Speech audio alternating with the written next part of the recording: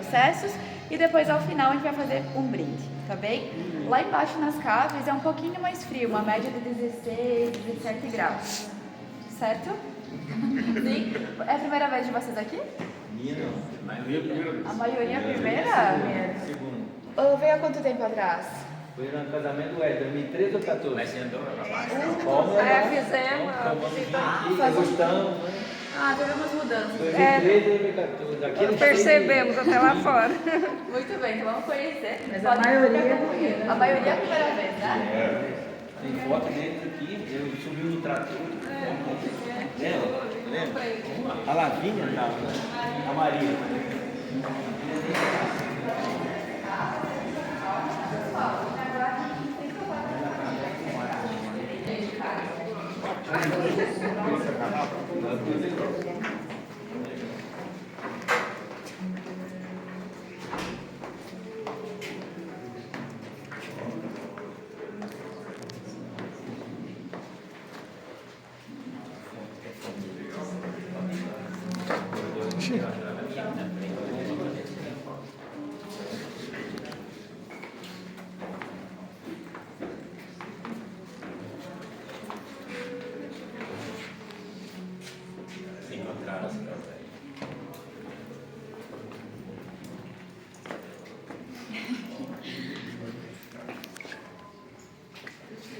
Muito bem, pessoal, vocês são todos de uma região só? Todos da mesma cidade? Todo o mesmo país. Ribeirão Preto, São Paulo. Muito bem. Pessoal, então vamos lá. Antes de seguir para conhecer a estrutura, quero que vocês compreendam a história da família Valduga, muito importante, né? Já que estão aqui na nossa casa, conhecerem de fato os donos, como tudo começou. Quando vocês entram no nosso complexo, lá na entrada está escrito assim: Casa Valduga desde 1875. Esse ano ele representa a chegada da imigração italiana aqui para o Brasil e também a chegada da família Valduga aqui nessa região. O primeiro imigrante da família a pisar aqui foi o seu Marco Valduga. Ele veio lá de Trento, no norte da Itália, buscando melhores condições, assim como os outros imigrantes no mesmo período. A família já tinha assim uma tradição de cultivar uvas, fazer vinhos lá na Itália. Só que quando eles vêm para cá, o que eles encontram aqui no primeiro momento? Um ambiente que estava basicamente desabitado. Muito mato, muitas pedras. Então, nesse começo, eles têm que fazer toda a abertura de estradas, moradias, construções, recomeçar. A produção de uva e vinho vai ficar nas gerações posteriores, quando a família já está mais estável por aqui. A produção, no início, pessoal, é feita com resgate da uva Isabel, Niagara, Bordeaux, que são uvas que se adaptam muito bem à nossa localização, para fazer aquele vinho de mesa, de garrafão, né? Essa produção bem artesanal, então é passada pelas gerações até que chega às mãos do seu Luiz Valduga, que está aqui na foto.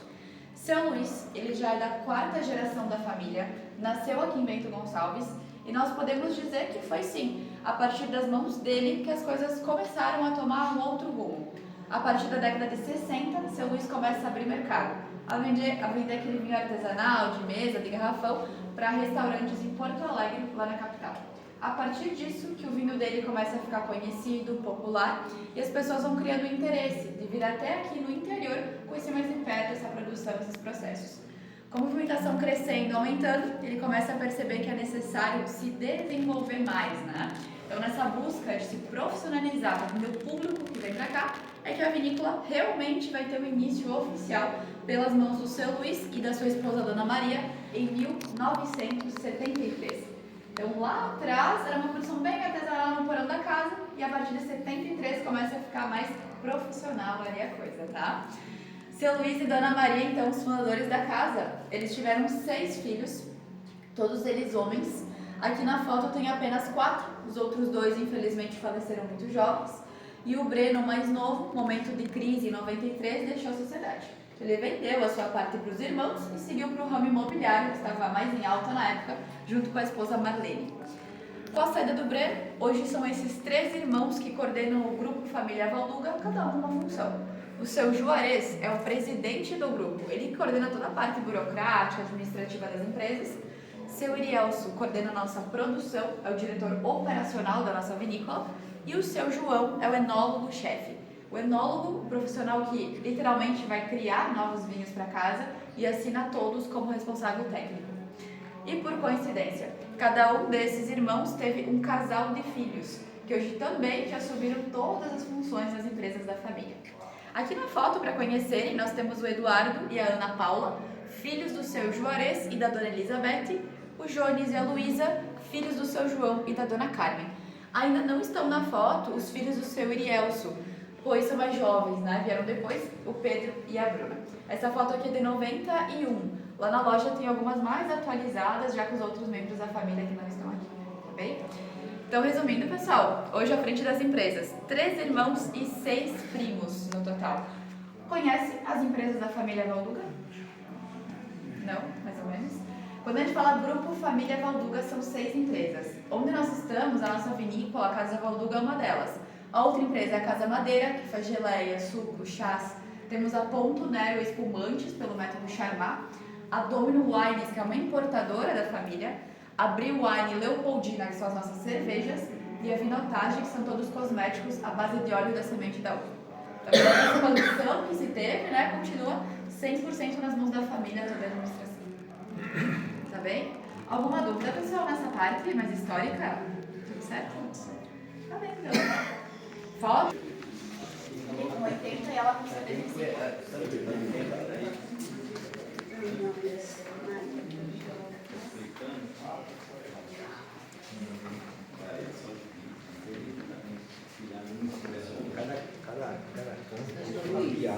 Esse é o seu Luiz, isso aí. Essa foto aqui, pessoal, ela foi tirada no ano do seu falecimento em 2004. Podem ver que a gente tem aqui 2 marcas registradas no seu Luiz, que é o chapéu e o bigode, algo que nunca saía dele, né? Hoje, um dos filhos que segue isso é o seu João. Se você encontrar ele por aí, normalmente ele tá assim, bem parecido com o pai. A gente também comenta que o seu Luiz era um homem de 2 chapéus. Um para trabalhar, que era esse de palha que ele está usando, e um para ir para missa, o mais social. E nunca saía dele também, porque ele sempre estava fazendo uma dessas 2 coisas, tá? Aqui nós temos, abaixo do quadro dele, um vinho muito especial. Assim que o pai faleceu, os filhos começaram a pensar em fazer algo para homenageá-lo. Nada mais justo do que produzir uma coisa que o seu Luiz amava fazer, que era um vinho. Então eles lançaram em 2016 o Luiz Valduga Corte 1. Corte é uma mistura, nesse caso tanto de uvas quanto das melhores safras que nós temos. Só que o detalhe, não são divulgadas quais uvas ele tem, nem quais são as safras e nem o tempo de maturação do produto. Ele é um segredo de família. Ano passado, ano comemorativo, 2025, 150 anos de imigração italiana, lançaram o Corte 2. Continua sendo ainda um segredo de família, uma incógnita, uma produção bem pequena. Esse lote que eles lançaram, o primeiro, saiu com apenas 3.000 garrafas. E toda a rotulagem dela é 100% à mão. Cada peça colada pelas meninas da produção tem um significado que eu vou explicar ali daqui a pouquinho para vocês com ela pronta, tá bem? Um detalhe, a única questão divulgada na garrafa, que é uma obrigação pela lei, é o teor alcoólico, que é 15%. Então é um vinho, né, um produto de guarda também, mais potente. Certo? Só para deixar claro para vocês, pessoal, a nossa produção. Além do Luiz Valduga, todos os outros vinhos aqui da casa são finos. A gente não produz mais os vinhos estilo vinho de mesa, né, na época do seu Luiz. Então, na época dele, o que ele produzia? As uvas Vitilabrusca, as uvas americanas, Isabel, Niagara, Bordeaux, e cultivava elas no método latada. A parreira ficava em horizontal, que é o mais comum que a gente vê aqui na região, né? Lá embaixo, colhe essa uva. A produção na época girava em média 40 toneladas de uva por hectare.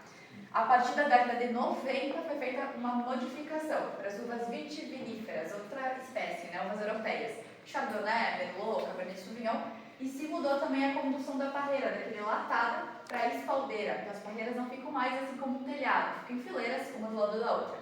Só que a produção, pela mudança de proposta, cai drasticamente, das 40 para hoje 7 toneladas de uva por hectare.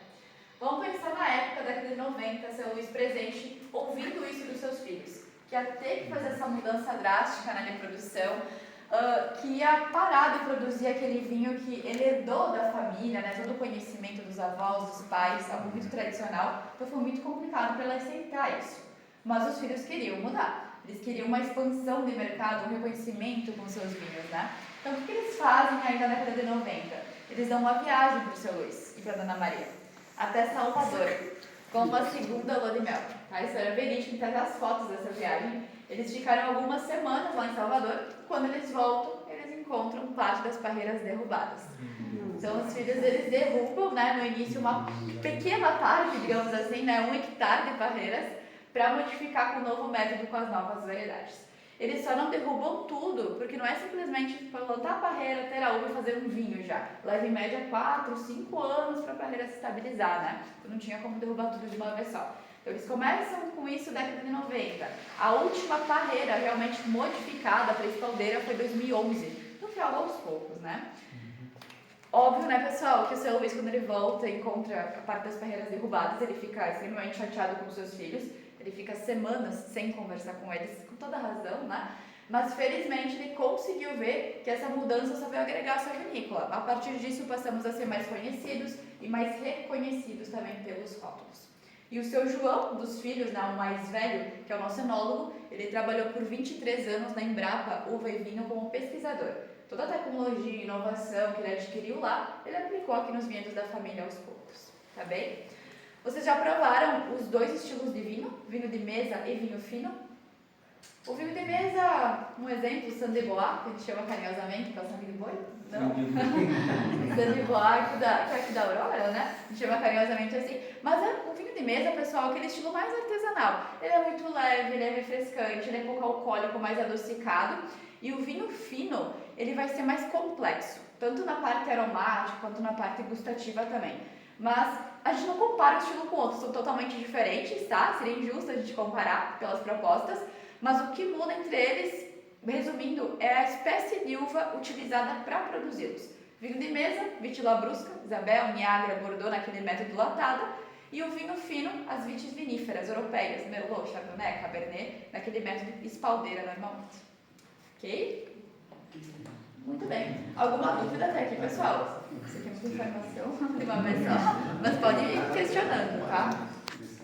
Seria justo, né?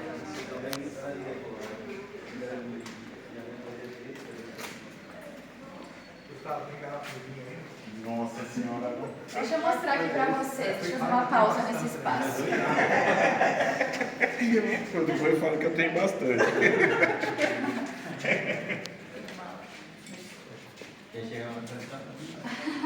Tudo certo, eu já tenho um espaço bom pra conversar. Pessoal, olha só, a gente está passando por várias garrafas empilhadas, né? De forma alguma vejam elas como enfeite. Nada que a gente encontre que é cinematográfico, tudo está em processos. Inclusive esses vinhos aqui. Todos eles, antes de virem para a garrafa, passaram por barricas de carvalho francês. Então aqui na vinícola, os vinhos ficam nessas barricas no mínimo 8 meses até 36 meses. Esse tempo varia conforme a linha, a proposta do vinho. Passou esse tempo em carvalho, eles vão ser engarrafados e aí ficam nesse espaço aqui por mais um período, 1 a 4 anos em garrafa no processo de envelhecimento. O que está acontecendo aqui, pessoal? Temos o fechamento com rolha, né? Aqui está acontecendo uma micro-oxigenação através dos poros dela. Então o vinho aqui com o tempo ele vai se modificando na parte visual, olfativa e gustativa. Se eu fosse abrir essa garrafa agora, para a gente tomar esse vinho, ele não está pronto ainda. Sabe aquele tanino que dá ressecamento, astringência? Está muito agressivo. O álcool também está desequilibrado. Então, deixando aqui com essa troca de oxigênio, o tanino vai amaciando, vai ficando mais aveludado e o álcool se integrando melhor ao vinho também. A gente pode dizer que nas garrafas eles estão tendo uma melhor expressão para depois ir para o mercado e vocês adquirirem, tá? A maioria dos vinhos que passam pela barrica, passam pela cava, são vinhos mais encorpados, com mais tempo de guarda também, né? Só que aquela frase, quanto mais velho o vinho, melhor, não é uma verdade absoluta, tá? Isso depende do vinho. Esses aqui, ok, são mais encorpados, né? Um tempo de vida mais longo. Mas vinhos leves, pouco alcoólicos, os brancos, por exemplo, ou os que não passam por esses processos, são vinhos para consumo rápido. Se deixar guardado por 10 anos, vai virar um vinagre, tá? Então, cuidem disso, né? Eu sei que às vezes a gente deixa a garrafa lá, esperando um momento especial para abrir, não tem dó de abrir, nunca abre e estraga. E às vezes é um vinagre bem caro, né, no final. Então, cuidem disso, né? Hoje, pessoal, questão mundial, né, em produção de vinho, é para consumo mais rápido hoje em dia. Guardar o vinho por 20, 30 anos, existem nessas propostas? Sim, a gente até tem aqui na casa, mas representa menos de 10% da produção mundial, tá bem? Olha só, acho que vocês não vão enxergar aqui, mas entre a rolha e o vinho, ó, eu tenho espaço, mais ou menos uns 2 dedos, ó. Se eu deixar a garrafa em pé, a guarda dela, o que vai acontecer? A rolha vai ressecar, vai entrar oxigênio ali de forma descontrolada pelas rachaduras e o vinho oxida. Então, por isso, a gente sempre tem que deixar ele deitado com a rolha umedecida. Ok? Olha só, pessoal, quero já só pegar um gancho, já que estamos aqui na cave. Então, vendo essas garrafas que elas têm o fundo, né, mais pra dentro, é bem polêmica essa questão, né, mas o fundo da garrafa, qual que é a principal função dela aqui? Facilitar esse empilhamento e aguentar a pressão da pilha. Ponto. Tá? Eu sei que vocês podem ter ouvido em algum momento, quanto mais fundo, melhor, né? Mas é relativo. Tem muito vinho bom, muito vinho de qualidade, com o fundo da garrafa que é um pouco mais reto também. E vocês podem encontrar, infelizmente, indo só por esse critério de avaliação, vinhos que não tem muita qualidade, o fundo é super pra dentro. Então é relativo, tá? Não dá pra gente resumir milhões de anos ali, né, de produção de vinho só nesse critério de fundo de garrafa. Tem que provar, não adianta, né, pra saber se é bom ou não.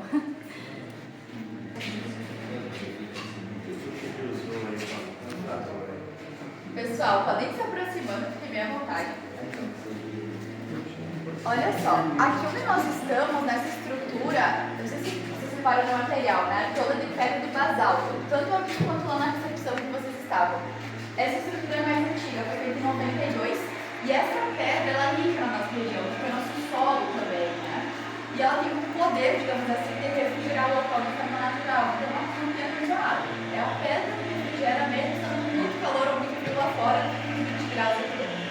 E agora nós temos uma extensão dessa casa feita em 2004. Como é o tijolo, aí sim fica o ar-condicionado para uma temperatura adequada.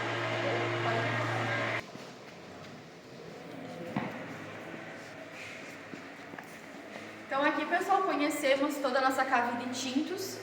Aqui nós temos uma capacidade para 300 mil garrafas. Depois dessa fase de envelhecimento, todas elas vão passar por uma máquina que faz lavagem externa para tirar poeira, sujidade.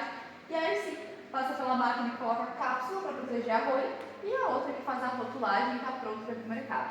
A maioria dos vinhos aqui da vinícola passam por esses processos, mas temos exceções. As vinhas jovens, aqueles vinhos mais para o dia a dia, que seriam a nossa linha Origem, a nossa linha Naturelle, os vinhos suaves, docinhos, e a linha Arte. Sai do tanque de inox, garrafa e já vai para o mercado. Okay? Não quer dizer que são inferiores a esses, tá? De forma alguma, mas são propostas diferentes. Aqui, pessoal, para a gente finalizar essa etapa, né, eu vou passar um breve vídeo para vocês com os 3 irmãos contando um pouquinho da história. Vou desligar a luz ali do lado depois para ficar melhor de enxergar. Vou desligar a luz para ficar melhor de enxergar é estranho, né? Mas desligando fica melhor ali a tela.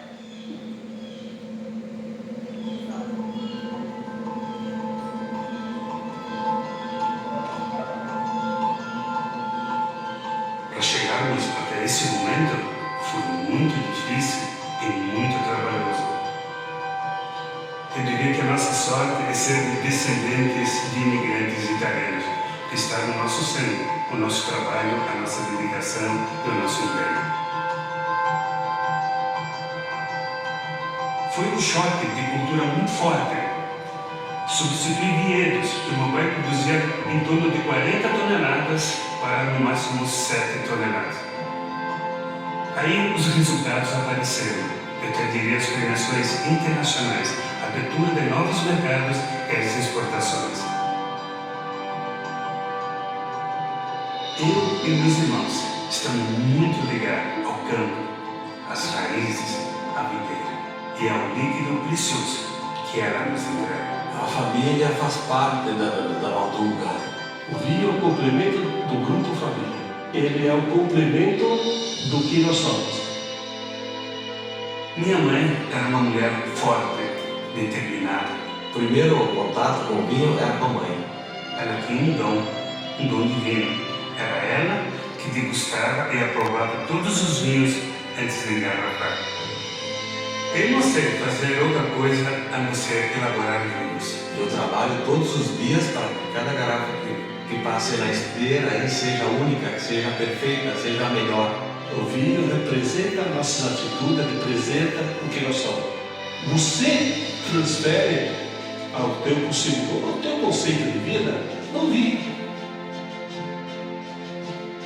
Meu pai, a diversão dele era o trabalho, o prazer dele era o trabalho. eu vivi uma força e um dinamismo incrível. Meu pai não me preparou para a vida. Meu pai me preparou para o trabalho. Esse é o novo passo que a gente está dando da família Valduga, se preparando para o próximo 140 anos. Nós vamos trabalhar em prol da vitivinicultura brasileira. O empenho, o esmero enológico está no nosso sangue, está no nosso DNA.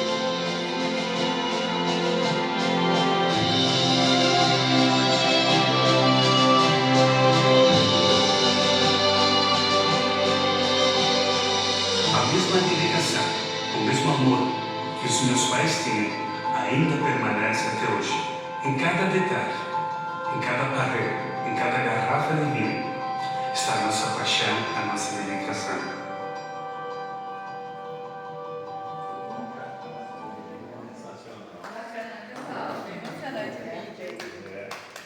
Ali apareceram apenas os 3 irmãos, né? Mas no quadro eu comentei com vocês que os filhos já assumiram as funções.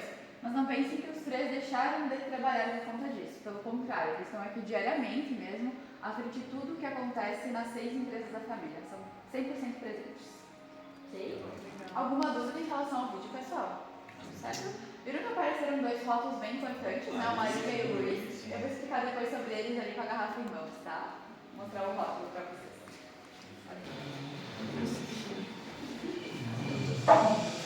Pode ficar desse lado também, pessoal, não tem problema, tá? Bem tranquilo. A sala é pequenininha, mas vai caber todo mundo. Não, tem mais gente. Pode entrar, fique à vontade. Pode ficar aqui na frente.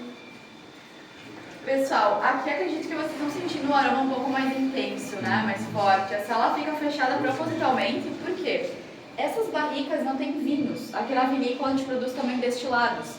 O brandy e a grappa. O brandy, ele seria o conhaque. Só que conhaque, assim como o champanhe, é uma região da França protegida, controlada. Então a gente não pode chamar assim. É o mesmo produto, o mesmo processo, mas chamado de brandy. É um bidestilado feito de vinho, da uva Trebbiano. A gente faz um vinho e destila ele 2 vezes. O brandy é um produto que fica por muitos anos em carvalho. Nós temos o 15 e o 20, que seriam 15 e 20 anos nesse processo aqui, para depois ir para o comércio, né, para o mercado. O teor alcoólico é alto, 39% e 40%, são bem potentes. E a grappa, que também está aqui, é chamada de graspa ou de bagaceira, né? Ela é feita com bagaço de uva. A gente tem a cristal da Chardonnay, que não passa por barrica, e a grappa ouro, que está aqui, que é de Merlot e Cabernet Sauvignon. Aí essa grappa, ela fica por 10 anos no carvalho. O teor alcoólico delas é alto também, né? 38%. Pra quem não conhece, grappa é como se fosse uma cachaça, tá? É bem parecida, só que do bagaço da uva, a produção. É bem tradicional aqui na região, a gente coloca muito no café, para dar aroma, para esquentar também, né? Principalmente no inverno. Aquece os 2, né? São bem alcoólicos. E o uso das barricas, pessoal, é interessante vocês conhecerem isso.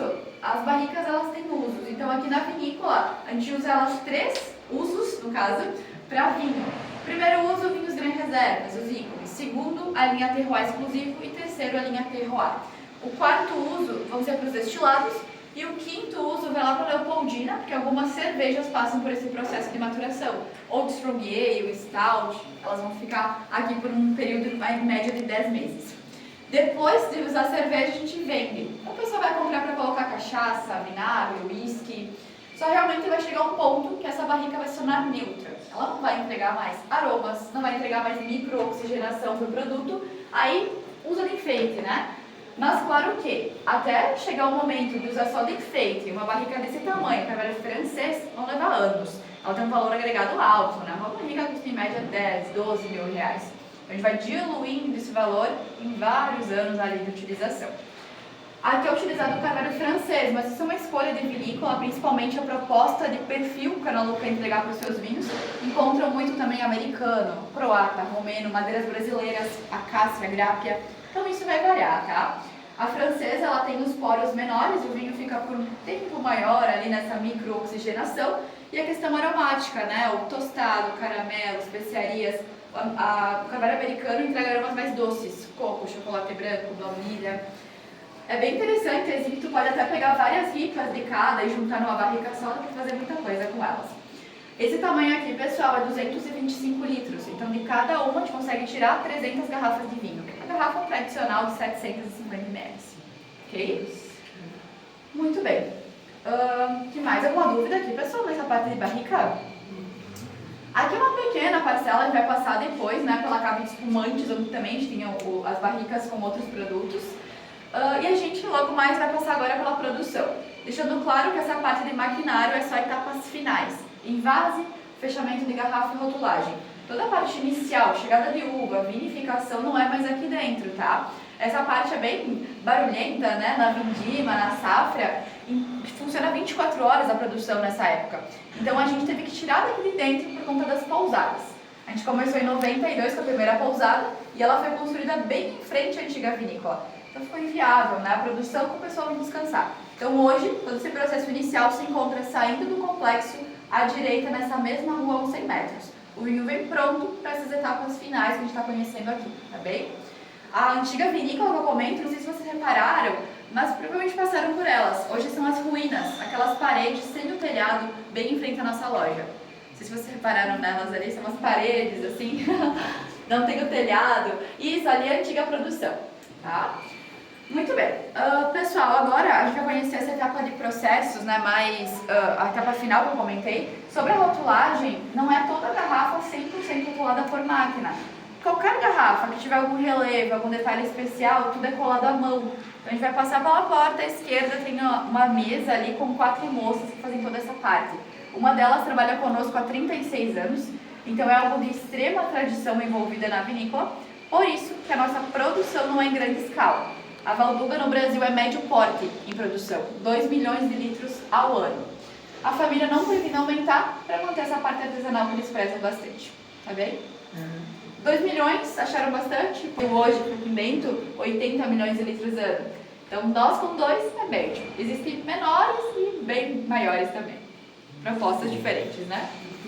Vamos lá.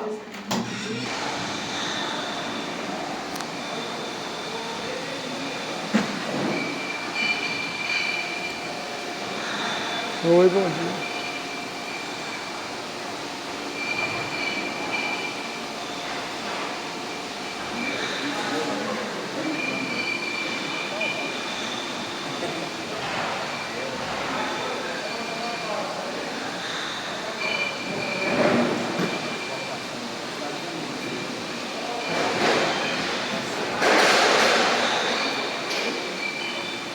Pode passar pra cá, pessoal.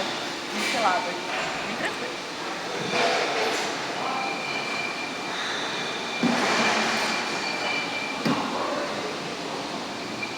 Só cuidem, tá? Pra não escorregar aqui. Pode ficar desse lado.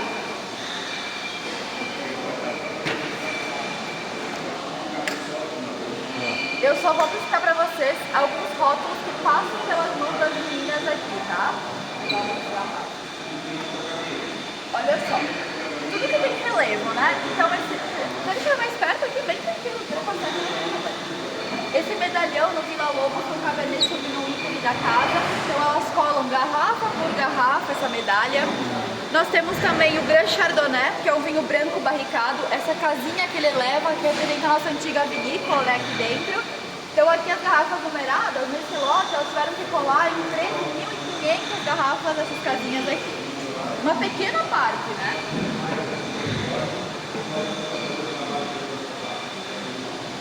Aqui, pessoal, nós temos 2 exemplos de rotulagem 100% manual.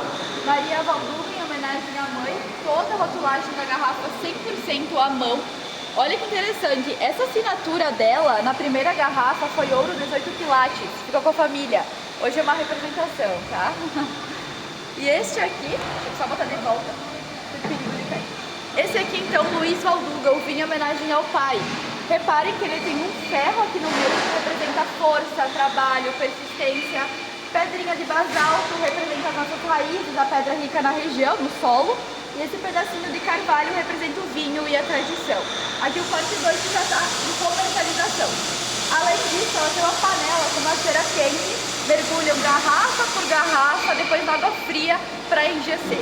A cera é uma forma de vedar melhor o vinho, a microoxigenação continua, mas de uma forma bem mais lenta, e essa cor vermelha representa o amor dos filhos pelo pai. Bem bonito, né? E aqui nós temos também outro exemplo, que é essa placa da nossa linha 130, que é um espumante ícone da casa, né? Vou mostrar depois pra vocês com mais calma. Esse aqui, o prata, tem essa placa e o dourado também, tudo colado à mão.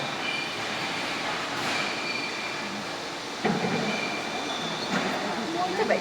Pode ir me acompanhando por aqui agora.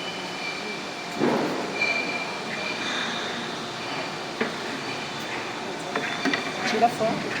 Eu tirei mais ou menos.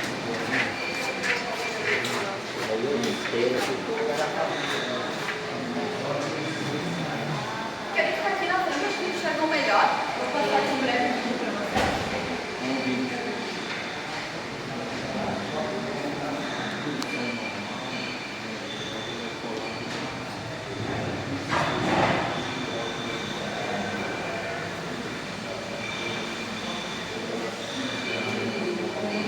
Pessoal, esse maquinário aqui não tem uma necessidade de estar todos os dias em funcionamento na nossa produção de médio porte. Então, muitas vezes, mesmo em dia de semana, vai estar manutenção ou limpeza, tá? Mas funcionam todos. Aqui é um maquinário bem tecnológico, francês, italiano, brasileiro. Antes disso, dessa tecnologia, era mais ou menos que se trabalhava aqui esses equipamentos, né? Aqui é uma desengaçadeira. Quando a gente fala desengaçadeira, para fazer o desengace, que é tirar o engaço. O engaço é onde as vagas da uva ficam ali, né? No cacho. Então a gente vai tirando e separando esse processo. Antigamente assim, hoje se faz com máquinas isso, né? Com outras máquinas mais tecnológicas. Ali a gente tem a máquina que colocava a rolha, garrafa por garrafa, né? Bem trabalhoso. Hoje esse maquinário, se tiver todo vapor, tem uma capacidade para fazer uma rotulagem de até 3.000 garrafas por hora. Tá? Muito bem. Para compreender o que acontece nesse espaço, eu vou mostrar esse vídeo aqui, ó. Atrás da parede tem mais máquinas onde acontece essa parte inicial do processo, limpeza da garrafa, depois da limpeza, o invase do vinho. Lembrando que a cantina, a vinícola do outro lado, vem para cá no caminhão esse vinho para abastecer a máquina e fazer toda essa parte. Fechamento com arroz. Finalizou essa parte de rolha, a garrafa vem para frente, passa no maquinário que é o lavador externo para tirar poeira, sujidade, depois chega aqui na capsuladora para colocar essa cápsula, pressiona no gargalo e segue para a rotuladora, 360, rótulo e contra-rótulo. Feito isso, finalizado o trabalho manual no final para embalar as garrafas para comércio. Então tem a parte tecnológica e a parte humana ali sempre unida, né? Sempre junto, complementando uma e outra. Essas máquinas aqui lava a garrafa, coloca a cápsula e rotula, passa tanto o vinho quanto o espumante, nesses dois tipos de garrafas. A minha direita, onde a moça está limpando ali, para lá, passam apenas garrafas de espumante. Então aqui são máquinas exclusivas para o método champenoise tradicional que utilizamos aqui na vinícola. Vou explicar com detalhes o processo lá embaixo na caixa, tá bem? Vamos lá, pode me acompanhar. Então a partir dessa máquina que ela está para cá, só espumante.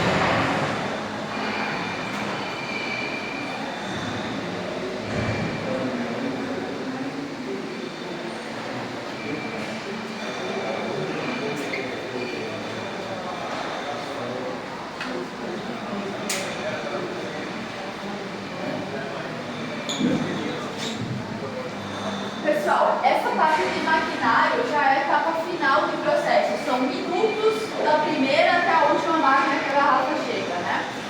A magia do espumante aqui embaixo na capa. Vou explicar tudo ali e aqui vai fazer mais sentido esses nomes, né? Mas uma breve introdução. O espumante fica ali embaixo de 1 a 5 anos no processo de maturação com as borras da levedura. Sobe pra cá e vai passando numa sequência de máquinas. A primeira, congelador de bicos, que fica bem no cantinho. Após passa nessa aqui que é chamada degorjadora.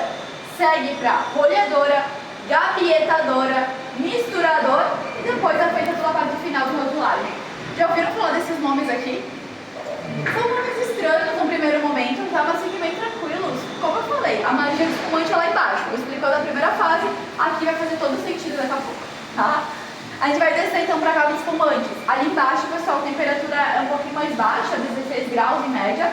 Tem que ficar controlada 100% pela tubulação por conta da pressão das garrafas, que tem 90 libras. Então é muita coisa, por exemplo, cura de carro tem 30 e poucas, né? Então tome cuidado para não encostar nessas garrafas. Choque térmico da mão, pode acontecer uma explosão, tá? Desçam com calma as escadas, com cuidado e me aguardem ali no pé da escada mesmo. Chega no céu da terra.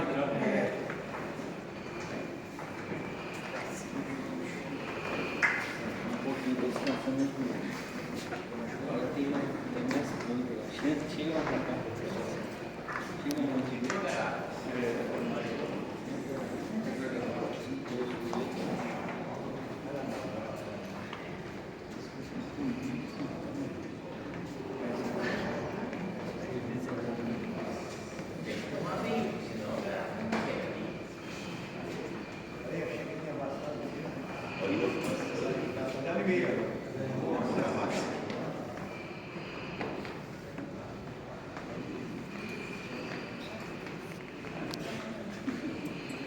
Pessoal, então como podem ver, aqui a gente tem uma placa, né? Como eu comentei, proibido mexer nas garrafas, risco de explosão. Mas antes aqui especificamente eu posso encostar para explicar para vocês o processo, tá? Antes de seguir para conhecermos o resto, então, quero que vocês entendam como a Casa Valduga faz espumantes. Vamos lá. Para fazer espumante aqui é utilizado o método tradicional. Ele é chamado assim aqui no Brasil. Lá na França, o método champenoise para fazer champanhe. É o mesmo processo, o mesmo método. Aqui vai acontecer duas fermentações. A primeira em tanques de inox. No tanque, a gente vai fazer o nosso vinho primeiro, chamado de vinho base. O vinho base, ele futuramente vai ser espumante, tá? Ele é diferente do vinho tradicional. Ele é mais ácido e pouco alcoólico. No máximo 10% de álcool ele vai ter. Só que na primeira fermentação no tanque, ele vai ser aberto no processo. Então o gás que foi produzido se dissipa. Então o vinho só com álcool. Só que para ter um espumante, obrigatoriamente eu tenho que obter o gás, as bolhas, de forma natural. Como é que eu faço isso? Pego meus vinhos base, normalmente de Chardonnay e Pinot Noir, coloco num recipiente fechado e refermento esses vinhos. Nesse processo, a segunda fermentação é dentro da própria garrafa. Então aqui vai o vinho base Chardonnay e Pinot Noir, junto com eles um licor de tiragem, que é a mistura de açúcar e levedura, e fecho com a tampa de cerveja, essa tampa de metal aqui. A levedura é um fungo. A função dela aqui é comer o açúcar que eu adicionei e transformar ele em gás, álcool, calor. Agora tudo se dilui fechado sem sair dessa garrafa. Esse processo, pessoal, aqui dentro é chamado tomada de espuma. Leva em média 30 dias até ser finalizado. Passados 30 dias, o que ocorreu? A levedura consumiu todo o açúcar para o alimento dela, então não tem mais do que se alimentar. Ambiente alcoólico, ela vai começar a se estressar aqui dentro e a se autodestruir, iniciando a autólise, autoquebra da levedura. Quando ela rompe essas membranas aqui dentro, ela vai liberar para o espumante substâncias que são riquíssimas, agregando no aroma, na estrutura, no sabor do produto. Ou seja, quanto menos tempo eu deixo o espumante com essa borra aqui em contato, mais frutado, mais leve ele vai ser. Quanto mais tempo com essa borra fica aqui dentro, mais intenso, complexo e cremoso.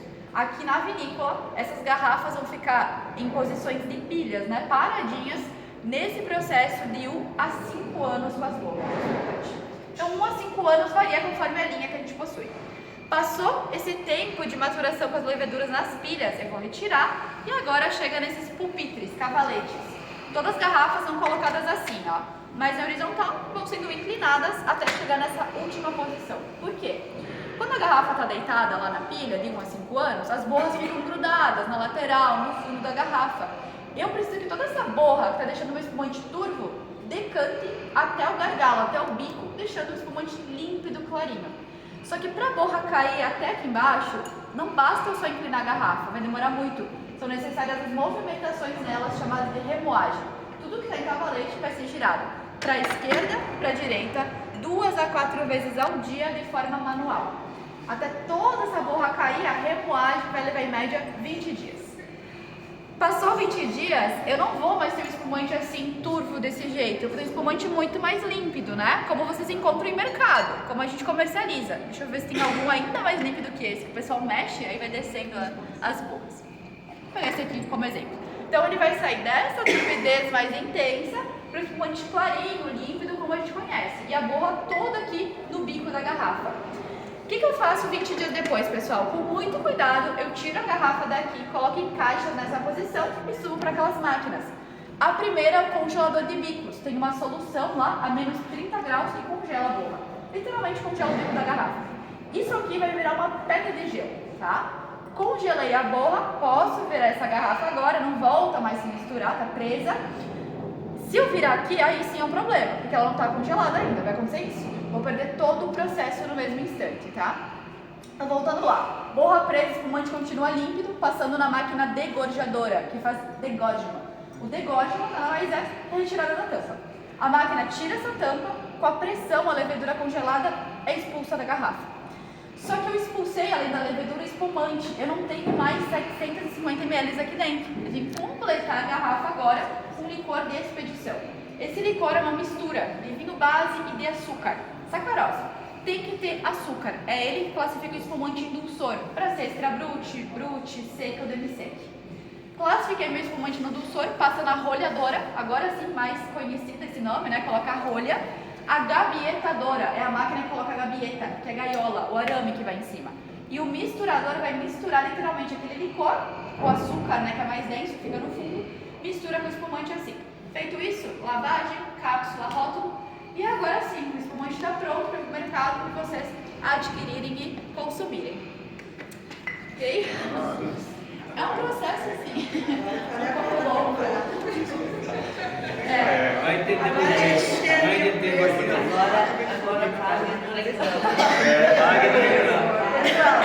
Olha só, esse método ele é bem antigo, tá? Ele surgiu lá em 1697, é o método mais tradicional francês, né, do champanhe, mas não existe só esse. Então, esse aqui vai ter escrito na garrafa quando você comprar espumante. Método tradicional ou método champenoise. Quando vocês olharem a garrafa de espumante, está escrito método Charmat, a gente também produz, não pela Casa Valduga, mas pela Ponto Nero, que é outra empresa da família. O Charmat não é com a segunda fermentação em garrafa e nem com tanto tempo de maturação. O Charmat é a segunda fermentação em tanques de inox e são meses com as borras. Qual que é a consequência disso? Espumante muito mais fresco, muito mais frutado, mantendo ali o aroma mais floral, né, da fruta mesmo, mas para o dia a dia. Esses métodos tradicionais, eles são mais complexos, mais intensos também, tá? Não tem assim um método melhor que o outro, são propostas também, tá? Mas o Charmat consegue produzir em maior quantidade também, porque fica menos tempo lá no processo. Ok? Certo? Alguma dúvida? Sei que é muita coisa, né? Por que eu foco muito no espumante, pessoal? Porque aqui vocês estão na maior cave de espumante das Américas em capacidade. Enquanto a nossa cave de vinhos cabe em 300 mil garrafas, que é bastante, essa cave tem uma capacidade para 6 milhões de garrafas. Então é muito grande, né? A gente não está com ela lotada, hoje está aqui com uma média de 2 milhões, que é bastante ainda. 2 milhões em todos os processos, só para giro um pouco mais de 30 mil. Tudo manual. Vou convidar vocês a conhecer o resto da estrutura, né? Olhem aqui, pessoal, primeiro, para a direita de vocês, tá? Cheio no corredor e olhem para a direita. À direita, você tem 8 metros de comprimento.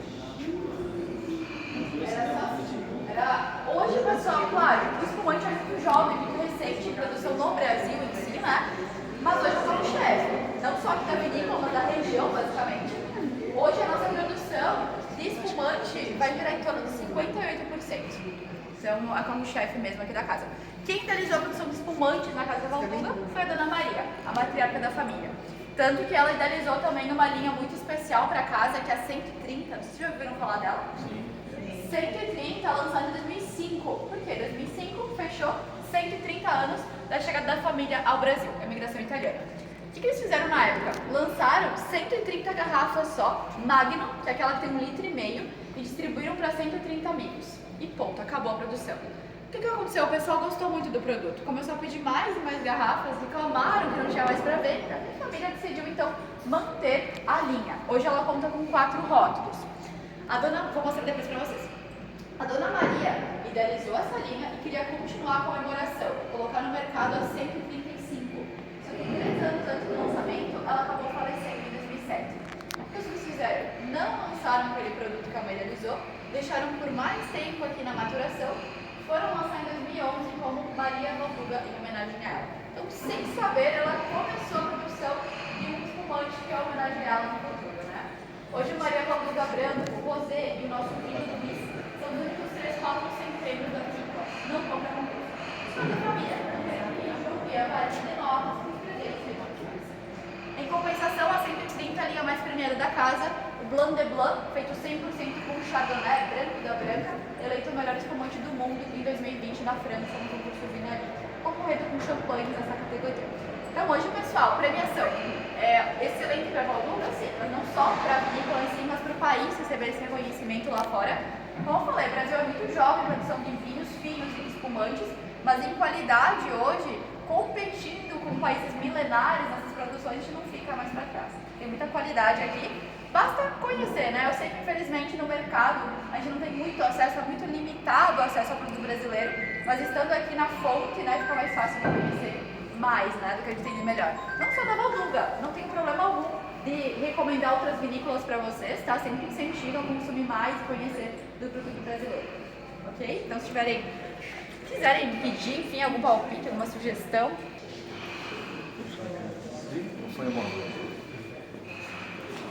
Então aqui, pessoal, tudo que eu falei agora há pouco, aqui, né, os rótulos, então 130, no primeiro lançamento de 2005 era a rotulagem branca e dourada, tinha até os rostos aqui da família, mas hoje não encontra mais nesse formato, ele está sendo comercializado assim, o primeiro, Chardonnay Pinot Brut Clássico, esse rótulo preto e dourado.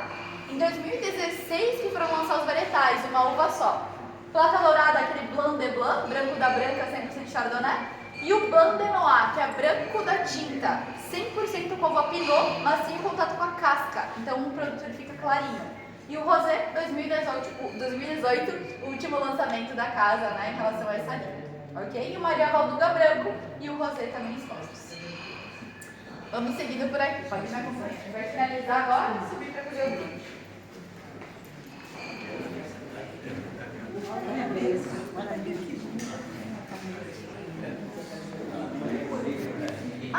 O principal fator que vai interferir no final, né? E só vai fazer mais tarde. A gente tem a colheita aqui de janeiro a março, então ela vai ser por tudo.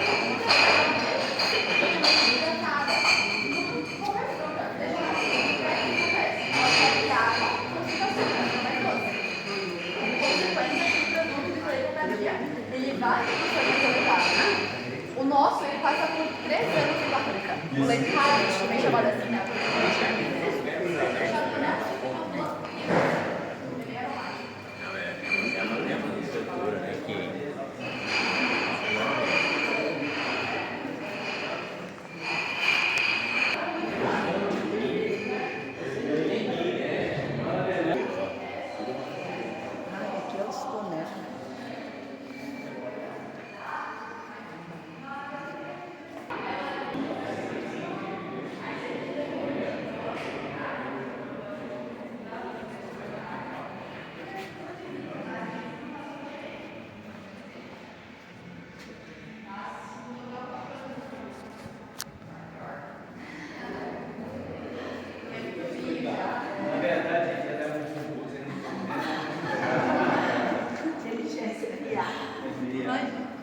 Pessoal, olha só, antes de seguir aqui, a gente vai sair agora pela parte externa, subir no mirante, que é uma vista belíssima das paredes, fazer um brinde com um produto que eu não vou falar qual é ainda, é uma surpresa.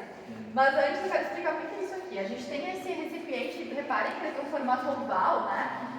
Comparando com a barrica menor. Obviamente, né, o tamanho é diferente e o formato. Esse aqui é um Fuldre, ele tem 2.500 litros, oval. Por quê? Eu vou passar aqui um produto que eu não quero que o carvalho esteja tão aparente, né, no vinho. Então, produtos mais delicados. Vinho tinto, Pinot Noir, por exemplo, vinho branco, Chardonnay, vinho base do espumante, antes de vir para a garrafa fermental Maria, o 130, eles passam por esse processo aqui. Então, na menor, que tem mais contato, vai ter mais característica do carvalho. E nesse oval, o contato é menor, vai ter mais característica da fruta em si. 2.500 litros, então o oval, enquanto o menor custa 12 mil, esse aqui custa 120. É um investimento, mas assim, vai valer a pena para a vinícola, né, utilizando por bastante tempo. E também tem ali os ovos de concreto, não sei se vocês viram. Então, pessoal, isso é algo que está voltando, é uma proposta, a não ser o carvalho, né? O concreto não, lógico, não é qualquer concreto ali, cimento de obra, né? ele é específico, ele vai trazer uma mineralidade para o vinho. O que é mineralidade? Se vocês forem provar um vinho que passa por esse material, ele vai lembrar muito aroma de cimento mesmo, como está sendo feito ali. Quando chove, que tem aquele cheiro de pedra molhada, sabe, de asfalto, é bem esse o aroma do vinho que passa por esse recipiente. A gente não tem nenhum ainda nessa proposta, a gente faz um teste com o vinho Chardonnay ali. Mas é algo que as vinícolas já estão utilizando, que retorna, né, no mundo do vinho, tanto concreto quanto ânfora de argila também vocês podem encontrar por aí. Carvalho daí seria também essa outra opção, ok? Que é o mais tradicional, né? Vamos lá.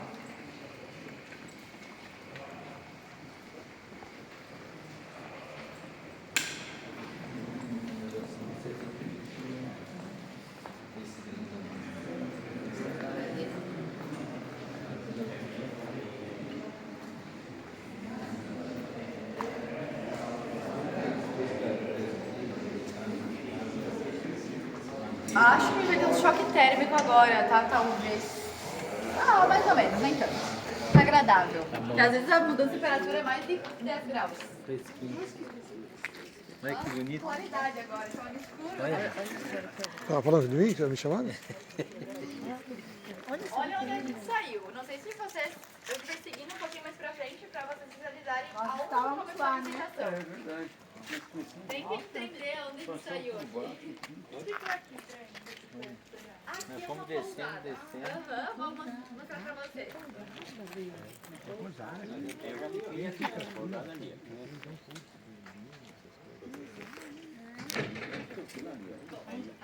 Pessoal, olha só. Não deu tempo, acredito, de quando vocês chegaram aqui para a visitação dar uma volta, né? Mas a gente vai depois subir por aqui. O que acontece? A gente começou a nossa visitação aonde? Vocês imaginam? Lá, naquele castelo. Lá em cima. Lá no castelo. A gente saiu de lá e desceu tudo isso, ok? Aqui, pessoal, a gente é um complexo enoturístico, o primeiro do Brasil, inclusive. Então aqui vocês encontram 6 pousadas nesse local aqui, restaurante, wine bar, espaço para evento, loja. Então a gente saiu lá da loja, passamos a cave de tinta e descemos para a cave de espumante. Pareceu ser subsolo, né? Porque a gente desce da produção do maquinário dessa escada para a cave, mas é nesse nível aqui. É apenas um declive do terreno mesmo, tá? Aqui é o nosso administrativo, esse prédio aqui horizontal que a gente vai subir agora e visualizar. Aqui em cima tem um jardim bem bonito. No meio, uma das pousadas, 130, é um quarto por andar e a única pousada vertical. As outras são as casas, ok? Aqui nesse gramado, antigamente, eram carreiras que foram sendo derrubadas com o tempo. Agora a gente vai conhecer aqui em cima. Vai ter um casamento, tá? A gente faz eventos, casamentos aqui seguidamente nos finais de semana. Mas a gente vai casar, não é qualquer pessoa, é a Ana Paula Valduga, que é a filha do Sr. Juarez, que é o presidente do grupo. Ela vai casar hoje. Hoje? Nós somos convidados? Nós estamos convidados ou não? Ela, a pequenininha, que tava na foto, na ponta, que era maiorzinha, não a decola.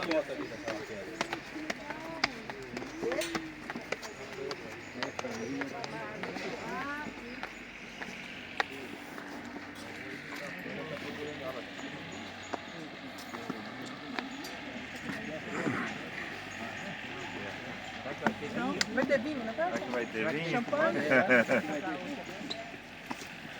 Fala, Maurão. E aí, chique? Tudo, né? A imprensa sempre atenta.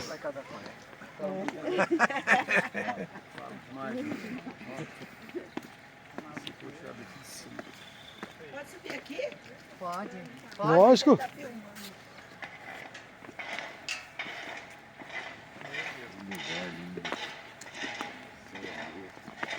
Aí, Maurão. É isso aí, né? Já tô com sede, já. Daqui a pouco não tem que tomar o vinho pra... É. Podia ter elevador, né? Que ajudava. Né? Idoso subir escada não dá certo. Nossa, é muito lindo aqui, hein? Nossa senhora, olha lá a vista pelo jeito lá. Ô, seu celular tem essas coisas, hein? Vamos ficar pro casamento? É, eu perguntei se nós... Aí você faz uma... É, vamos fazer um... Aqui, pessoal, o que acontece? Lá lado direito.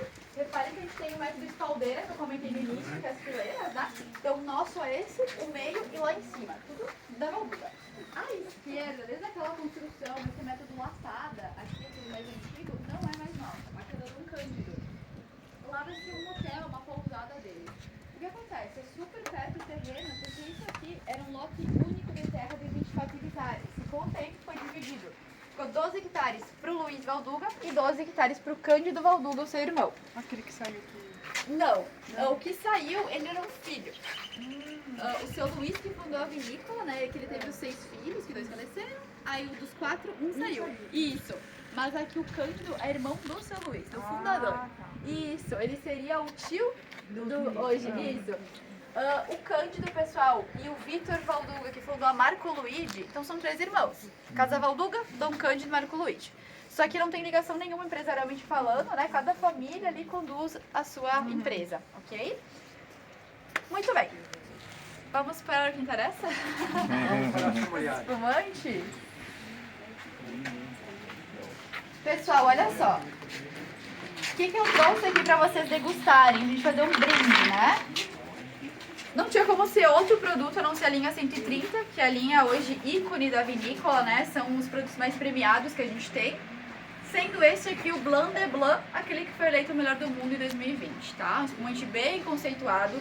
Blanc de Blanc significa branco da branca, feito 100% com a uva Chardonnay, que é a uva clássica aqui do Vale dos Vinhedos. Você consegue fazer um belo espumante como esse, consegue fazer um belo vinho também, leve ou encorpado, que é o que a gente tem em barrica de carvalho. Para abrir aqui esse produto, o que acontece? Tem 2 jeitos, o jeito mais emocionante, mais divertido e o jeito mais correto, tá?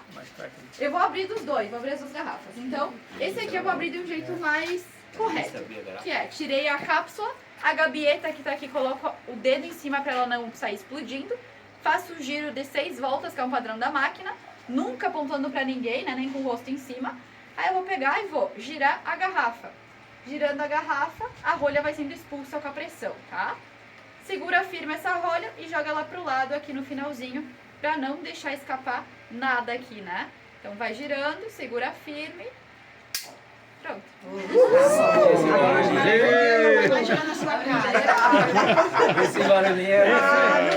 Esse barulhinho só levou a boca. Jeito mais divertido. Claro que é um Blanc de Blanc. Então vou pensar nas pessoas que giraram essa garrafa, do tempo que ficou de 3 anos na nossa cave, essa linha. E eu não vou sacudir que nem Fórmula 1 e explodir. Mas eu vou abrir de um jeito um pouquinho mais barulhento, né? Ó, então, se a gente abrir sem muito controle aqui e só tirar... Vamos ver.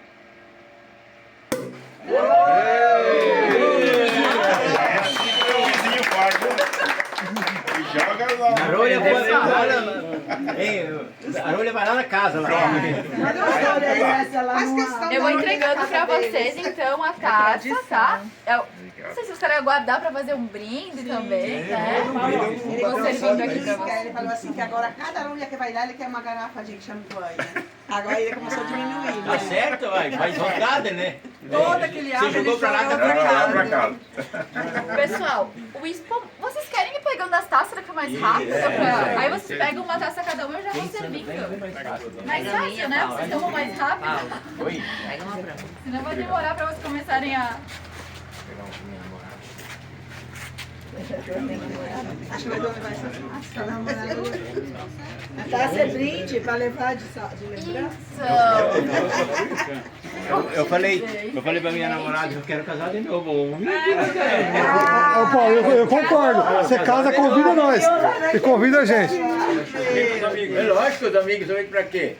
Comemorar junto. Quantos anos de casamento? Comemorar não é, nós quer beber, morar, não comemorar. Nós faz a bola aqui, que é volta de 40. Já faz aqui, casa de novo. Ah, você vai tomar 2? E o banho? E o fotógrafo vai ser ela? Mais bonita ainda. E o... Nossa, que tá. Ela vai ser a fotógrafa. Você tem que... A imprensa tem que ser bem tratada também.